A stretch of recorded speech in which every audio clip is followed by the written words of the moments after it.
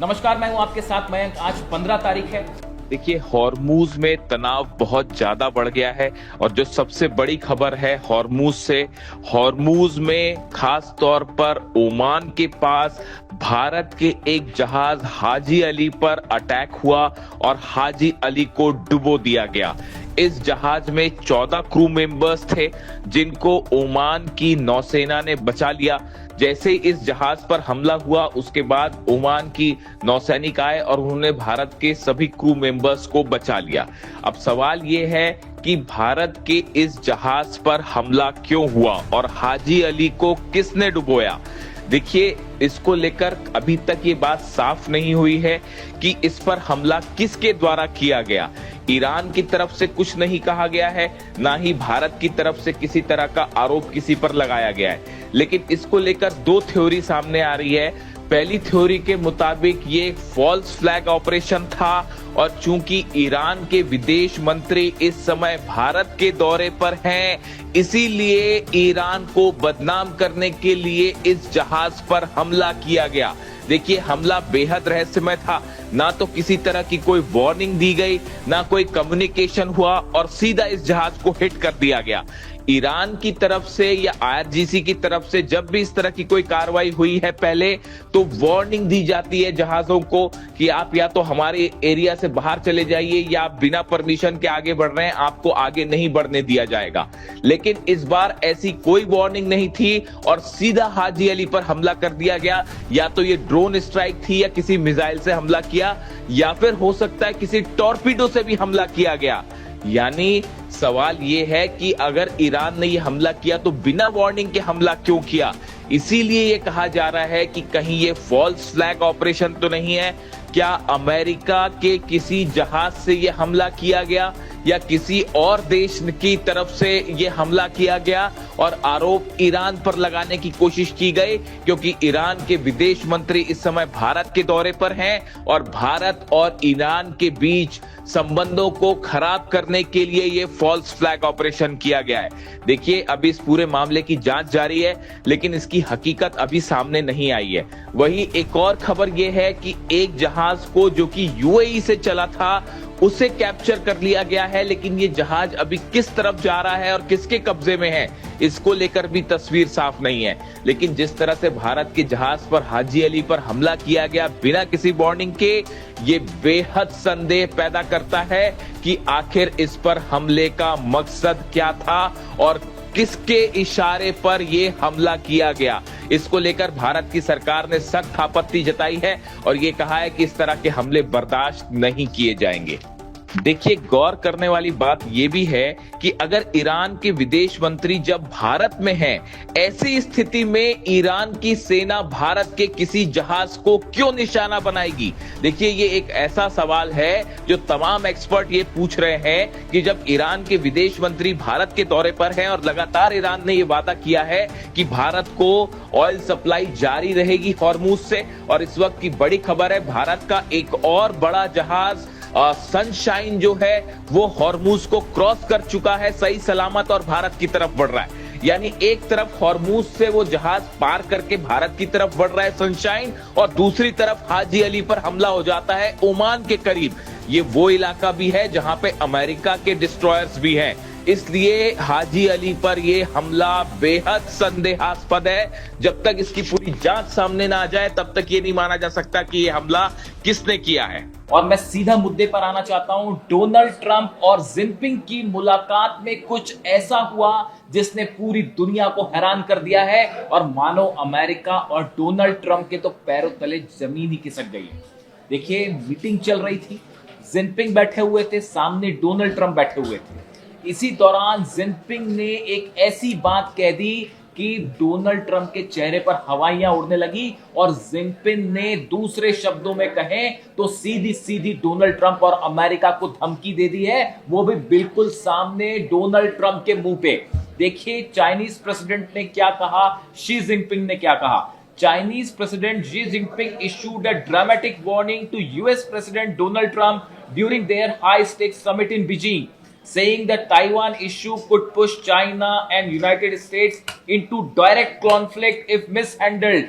Jinping ने ये कहा डोनाल्ड ट्रंप से कि अगर ताइवान के मुद्दे को मिसहैंडल किया तो चीन और अमेरिका के बीच सीधे हालात बिगड़ जाएंगे और आमने सामने हो जाएंगे चीन और अमेरिका। ये बात उन्होंने ऐसे समय में कही, देखिए उन्होंने जो एग्जैक्ट वर्ड्स का इस्तेमाल किया है, Taiwan issue could push China United states into a direct conflict, यानी दोनों में सीधा जो है द्वंद हो जाएगा, युद्ध वाली स्थिति भी बन सकती है। इशारों इशारों में ये बात कह दी जिनपिंग ने और सामने बैठे थे डोनाल्ड ट्रंप। देखिए इस मीटिंग में काफी लंबी चली, 3 मीटिंग्स हुई अलग अलग और 2-2 ढाई घंटे की मीटिंग्स हुई। उसमें जिनपिंग भी मौजूद रहे, ट्रंप भी मौजूद रहे। अमेरिका और ट्रंप की लगातार ये कोशिश थी कि पूरी इस बायलैटरल टॉक को तेहरान पर शिफ्ट किया जाए, यानी हॉर्मूज, ईरान, ये मुख्य मुद्दा था डोनाल्ड ट्रंप का कि कैसे बातचीत को यहां लाया जाए, चीन पर दबाव बनाया जाए कि वो इस बात के लिए तैयार हो कि ईरान को जो है हॉर्मूज ओपन करे, ईरान न्यूक्लियर डील करे, यूरेनियम पर डील करे। ये कोशिश के साथ डोनाल्ड ट्रंप गए थे चीन के दौरे पर, लेकिन हुआ ये कि चीन ने मुद्दे को तेहरान से ताइवान शिफ्ट कर दिया और इस मीटिंग में नंबर 1 मुद्दा हो गया ताइवान। देखिए जो खबर है, खबर के मुताबिक आपको ये समझना पड़ेगा कि 2 चीजें हैं। पहली बात तो ये है कि ताइवान को लेकर अमेरिका की संसद से एक प्रस्ताव पास हो चुका है जिसमें अरबों रुपए के हथियार अमेरिका ने ताइवान को प्रोवाइड करने का समझौता कर लिया है, जिसको लेकर जो है सीनेट ने, अमेरिकी सीनेट ने उस प्रस्ताव को पास कर दिया। अभी हालांकि डोनाल्ड ट्रंप ने ओके नहीं किया है। समझौता क्या था? अरबों रुपए का डिफेंस सिस्टम दिया जाएगा ताइवान को, मिसाइल्स दी जाएंगी ताइवान को, हो सकता है फाइटर जेट्स भी दिए जाएं। ये बात चीन को कतई नागवार गुजर रही थी और चीन नहीं चाह रहा था कि किसी तरह का इंटरफेरेंस हो। अब डोनाल्ड ट्रंप शायद इस बार्गेनिंग पावर के साथ वहां पहुंचे थे कि आप जो है वो ईरान को मनाइए वरना हम ताइवान को हथियार दे देंगे, और इस टाइप का शायद उनका मूड था। लेकिन जिनपिंग ने उस बाजी को पलट दिया, बायलैटरल समिट में सामने ही बैठ के और बात छेड़ दी ताइवान की। यानी बात होनी थी तेहरान पे, वो आ गई ताइवान पे, और उसके बाद चीन की तरफ से सीधा मुंह पर यह बात कह दी गई कि अगर आपने ताइवान को मिसहैंडल किया तो आमने सामने वाली स्थिति हो जाएगी अमेरिका की और चीन की। इस बात के लिए डोनाल्ड ट्रंप कतई तैयार नहीं थे। आप ट्रंप की बॉडी लैंग्वेज देखिए इस मीटिंग में, ट्रंप ने जिस तरह से इन बातों का जवाब दिया आप उन्हें देखिए। पूरी समिट के दौरान डोनाल्ड ट्रंप एक डिफेंसिव मोड में दिखाई दे रहे हैं।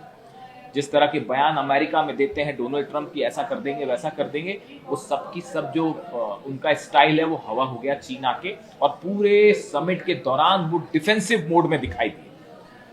अपने साथ कई सारे सीईओज लेके पहुंचे अलग अलग कंपनीज के, वो जो डील्स हो रही हैं वो डील हो रही है। देखिए business deal, trade deal, tariff पर बात, सोयाबीन पे बात और एआई पर बात, ये सब चीजें अलग है। लेकिन चाइना ने यह बात साफ रख रखी थी कि हमारा मुद्दा ताइवान, बात नंबर 1। बात नंबर 2, ईरान के मुद्दे पर देखिए ये बात सच है कि हॉर्मूज बंद है तो उससे चीन के जहाज भी नहीं निकल पा रहे हैं। ये बात साफ है कि चीन के जहाज भी वहां फंसे हुए हैं, और बड़ी सारी हॉर्मूज में देखिए हालात ऐसे हैं कि किस देश के जहाज कहां फंसे हुए हैं, और दूसरा हमले कौन कर रहा है, वहां पे जो टैंकर्स पे, जहाजों पर हमले हो रहे हैं वो भी कौन हमले कर रहा है, ये बात अभी साफ नहीं है। देखिए वहां इतनी सारी पार्टीज हैं। इस तरह का फॉल्स फ्लैग ऑपरेशन यूएई को लेकर भी सामने आया है कि भाई हमले हुए यूएई पे, क्या वाकई वो ईरान ने किए थे या किसी दूसरी कंट्री ने ईरान पर आरोप लगाने के लिए हमले किए। वैसी हालत इस समय हॉर्मूज में है। अगर हॉर्मूज में किसी देश के जहाज पर हमला हो रहा है तो वो हमला कौन कर रहा है, ये भी अपने आप में एक बड़ा सवाल है, जिसकी जब तक जांच ना हो तब तक ये पता लगाना ही बेहद मुश्किल है, क्योंकि हॉर्मूज में इस समय कई देश की सेनाएं मौजूद हैं। अमेरिकन फोर्सेस भी हैं वहां पे, और यूरोपियन देश की सेना भी है, और देखिए कई सारे यूएई भी लगा हुआ है। कई वहां पे फोर्सेस है जिसमें कौन कब कहां किस पर हमला कर देगा कोई भरोसा नहीं है। अगर कोई ड्रोन आके किसी जहाज पर गिर रहा है, मिसाइल हिट कर रही है, तो आप यही पता नहीं लगा पाएंगे कि हमला किया किसने। इन हालात में अमेरिका की कोशिश ये थी कि ईरान पर, चीन पर दबाव बना के ईरान पर डील की जाए, लेकिन चीन इस बात को अच्छी तरह से समझता है कि डोनाल्ड ट्रंप की किसी भी बात को लंबे रूप में विश्वासजनक नहीं माना जा सकता। ये बात लगातार जो है अली खamenei साहब भी कहते रहे, ईरान भी इस बात को लेकर चलता है कि भाई वो सुबह कुछ बयान देते हैं, शाम को कुछ बयान देते हैं और रात को कुछ बयान देते हैं। इसलिए डोनाल्ड ट्रंप चीन में जाके क्या कह रहे हैं, इस बात को चीन ने ज्यादा गंभीरता से नहीं लिया। देखिए, बिजनेस डील्स होना अपनी एक अलग बात है, टैरिफ को लेकर डील्स होना अलग बात है, ट्रेड डील्स होना अलग बात है, बहुत अच्छी बात है, वो दोनों देशों के बीच में संबंध आपस में चल रहे हैं, वो ठीक है। लेकिन ईरान को लेकर चीन इस बात को साफ साफ समझता है कि ईरान उसका पुराना एलाई है। काफी समय से ईरान और चीन के संबंध है। ऑयल बिजनेस बड़ा 45% चीन का ऑयल जो है वो ईरान से आ रहा है और उसकी सप्लाई इस समय मुश्किल में है। वेनेजुएला का ऑयल रुक चुका है, ईरान के ऑयल को लेकर जो है समस्या पैदा है। तो चाइना इस पूरे मामले को अपने हिसाब से हैंडल करना चाह रहा था। वो अमेरिका की इस दबाव में आने को तैयार नहीं था कि भाई ताइवान को हथियार दे देगा अमेरिका, इस चक्कर में वो ईरान पर दबाव बनाए, खासकर इस हालात में जब डोनाल्ड ट्रंप ईरान से पिटकर चीन पहुंचे। बड़े सारे एक्सपर्ट्स की राय, आपके 16 के 16 बेस जल गए, आप हॉर्मुज को नहीं खुलवा पा रहे हैं, आप डील नहीं करवा पा रहे हैं, ना न्यूक्लियर डील हो पा रही है, ना यूरेनियम को लेकर कोई डील हो पा रही है, यानी डोनाल्ड ट्रंप सत्ता परिवर्तन कर पाए। यानी अमेरिका के जितने उद्देश्य ईरान में थे वो सब के सब फेल हो गए। अब ऐसी स्थिति में आखिरी चारा अगर डोनाल्ड ट्रंप के पास कोई बचता है तो वो है चीन, कि किसी तरह से चीन को अपने फेवर में करके ईरान पर जो है दबाव डाल के या तो कोई डील करवाई जाए या अमेरिका को जीता हुआ घोषित कर दिया जाए, किसी तरह से अपनी साख बचाए डोनाल्ड ट्रंप, सबसे बड़ा उद्देश्य ये था। लेकिन चीन इस बात अच्छी तरह से समझता है कि चीन ने जब आप वैसे भी देखें कि इस पूरी बातचीत के दौरान जब जब ऐसे मौके आए, जब शी जिनपिंग और डोनाल्ड ट्रंप आमने सामने थे, एक साथ थे, तो उसमें शी जिनपिंग की प्रतिक्रियाएं बड़ी सधी हुई थी। वो वैसे ही बहुत ज़्यादा नहीं बोलते, बहुत ज़्यादा हावभाव नहीं देते, और ऐसी स्थिति में डोनाल्ड ट्रंप की जो एक देखिए, ताइवान पर एक तो उनसे सवाल पूछा गया, उन्होंने कोई जवाब नहीं दिया। यानी ताइवान के मुद्दे पर चीन जो है वो भारी पड़ा अमेरिका के ऊपर, इसमें दो राय नहीं। अमेरिका चीन से ईरान को लेकर जो चीजें करवाना चाह रहे थे वो भी अभी साफ नहीं है। देखिए, खबर इस तरह की है, अमेरिका के कुछ अखबारों में ये खबर छपी है कि चीन ने मध्यस्थता के लिए कुछ शर्तें रखी। अब देखिए, बड़ी हैरान करने वाली बात, उधर ईरान कह रहा है कि हम जो है इस मुद्दों के पे कोई बात नहीं करेंगे, न्यूक्लियर बात नहीं करेंगे, हम यूरेनियम पे बात नहीं करेंगे। तो चीन वाली तो शर्तें अलग ही है, वो अपनी बात पे अड़ा हुआ है। देखिए, ईरान अगर हम बात करें तो ईरान ने अपनी शर्तें अलग रख दी हैं कि हम न्यूक्लियर मुद्दे पर कोई बात नहीं करेंगे, हम यूरेनियम पर कोई बात नहीं करेंगे। तो ईरान ने असली जो पार्टी से बातचीत होनी है उसने अपनी शर्तें अलग रख दी है। यहां पर चीन को मध्यस्थता करने के लिए भी अमेरिका नहीं मना पा रहा है और चीन ने मध्यस्थता के लिए भी अपनी शर्तें रख दी, और बताया जा रहा है कि अमेरिका को वो शर्तें भी मंजूर नहीं। यानी जिससे डील होनी है वो तो दूर की कौड़ी, वो तो कोई डील होने ही नहीं वाली कभी। जो मध्यस्थता के लिए जो शर्तें रख दी चीन ने, वो भी अमेरिका को नागवार गुजरी है, अमेरिका उसके लिए भी तैयार नहीं हो पा रहा है। यानी आप सोचिए कि हालात, जो लोग ये सोचते हैं कि किसी तरह की डील हो जाएगी ईरान और अमेरिका में, आप सोचिए, इस बात को समझिए कि ईरान जो है वो मध्यस्थता के लिए भी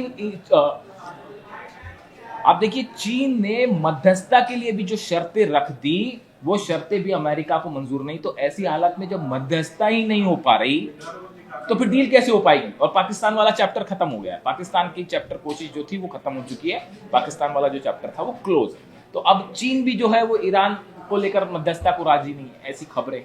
इन हालात में ट्रेड डील्स होती रहे, बाकी की चीजें होती रहे, वो एक अलग चीज है। लेकिन हॉर्मुज का मुद्दा वैसे का वैसा ही है, ईरान का न्यूक्लियर प्रोग्राम वैसा ही वैसा ही है, और खासतौर पर यूरेनियम प्रोग्राम। अब इस बीच में देखिए रशिया की भूमिका देखिए। लावरोव विदेश मंत्री रूस के भारत में, उन्होंने इस बात को एक बार फिर दोहराया, कई वेस्टर्न कंट्रीज जो हैं भारत और रूस की दोस्ती में दरार डालना चाह रही है। ये बात रूस बार बार कह रहा है कि कुछ वेस्टर्न कंट्रीज वो सीधा सीधा अमेरिका पर ही आरोप लगा रहे हैं कि अमेरिका ये कोशिश करता है कि भारत, चीन, रूस, ईरान इनको एक ना होने दिया जाए, ऐसी कोशिश अमेरिका की तरफ से हो रही। तो बार बार रूस की तरफ से वार्निंग आ रही। दूसरा आप देखिए रूस के कदम देखिए, एक तो रूस ने अपनी जो है वो मिसाइल टेस्ट कर ली, समृद्ध जो है वो 35,000 किलोमीटर जिसकी रेंज है वो टेस्ट कर दी उसने। इसके बीच में रूस पर यूक्रेन पर रूस ने जो है वो सबसे बड़ा हमला कर दिया जब ट्रम्प जो है वो चाइना में थे। यानी रूस भी इस बात के लिए कतई सहमत नहीं है कि किसी तरह से चीन जो है वो ईरान के मामले में मध्यस्थ बने, क्योंकि ईरान जो है वो देखिए ईरान का मतलब है रूस के बॉर्डर तक पहुंच गया और रूस कतई नहीं चाहेगा कि ईरान के आसपास अमेरिका का इंटरफेरेंस बढ़े या हॉर्मुज में अमेरिका का प्रभाव रहे।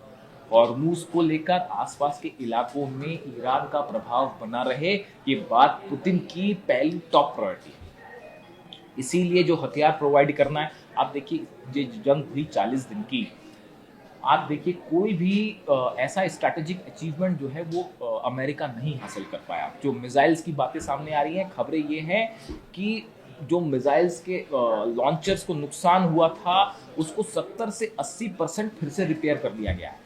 यानी अगर 100 लॉन्चर्स को नुकसान हुआ था उसमें 80 लॉन्चर फिर से तैयार हो गए और लगातार धड़ाधड़ मिसाइल्स बन रही हैं, ड्रोन बन रहे हैं। पता चल रहा है कि रूस की तरफ से बड़ी संख्या में ड्रोन सप्लाई किए जा रहे हैं। पिछले 24 घंटे के अंदर रूस ने यूक्रेन पर 1500 ड्रोन फायर कर दिए। आप समझिए हालात कितने टेंस होते जा रहे हैं। ऐसे में हॉर्मुज को लेकर और ईरान को लेकर क्या बातचीत हुई चाइना और अमेरिका में, क्या किसी तरह की कोई पर्दे के पीछे बात हुई है, इसका इंतजार आज शाम तक संभवतः ये माना जा रहा है कि चीन की तरफ से अब जो बात की जाएगी ईरान से या ईरान के विदेश मंत्री से, उसमें ये बात साफ होगी कि चीन का रुख क्या है। लेकिन एक बात साफ है, डोनाल्ड ट्रंप जिस मकसद से चीन गए थे, खासकर हॉर्मुज और ईरान को लेकर, वो दाल फिलहाल ट्रंप की गलती हुई नहीं दिखाई दे रही। यानी रूस, पुतिन, जिनपिंग और ईरान, ये तीन की जो जोड़ी है वो ट्रंप के उस प्लान पर भारी पड़ती दिखाई दे रही है जिस प्लान के साथ डोनाल्ड ट्रंप पहुंचे। ये अमेरिका के विदेश नीति की जैसी जो खबरें सामने आ रही हैं कि अगर हॉर्मुज को लेकर या यूरेनियम को लेकर या न्यूक्लियर प्लान को लेकर कोई सहमति नहीं बन पाई, तो इन हालात में ये अमेरिका की विदेश नीति को बहुत बड़ा झटका हो सकता है।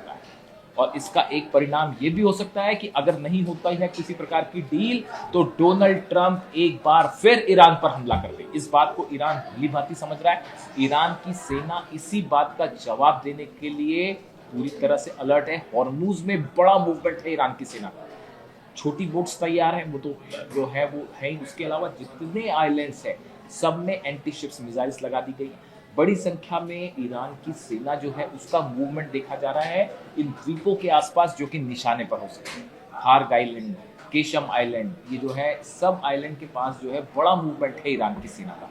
यानी अगले 24 से 48 घंटे में ये बात तय होने जा रही है कि क्या चीन किसी तरह की कोई भूमिका निभाने जा रहा है अमेरिका और ईरान के बीच में, या फिर ये चैप्टर भी खत्म है और जंग ही एकमात्र रास्ता है।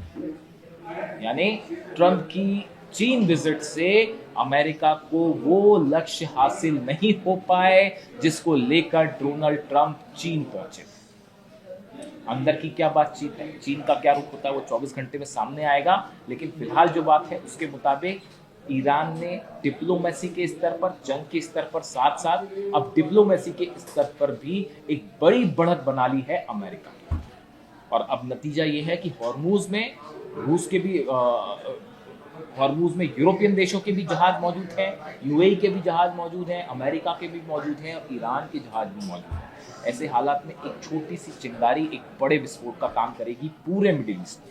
यानी जंग होगी या बातचीत अगले 24 से 48 घंटे में तय हो जाएगा। वीडियो कैसा लगा कमेंट करके जरूर बताइए। Thank you so much.